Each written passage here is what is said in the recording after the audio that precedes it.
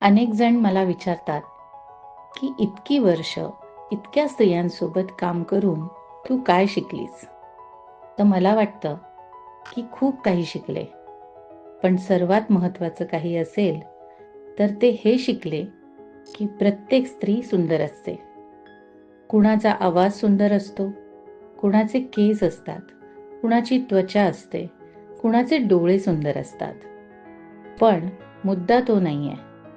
मी शिकले आहे की या सगळ्या पलीकडे जाऊन प्रत्येक स्त्री ही सुंदरच असते आणि ते वैयक्तिक अत्यंत मौल्यवान सौंदर्य आपण जपलं पाहिजे आणि ओळखलंही पाहिजे.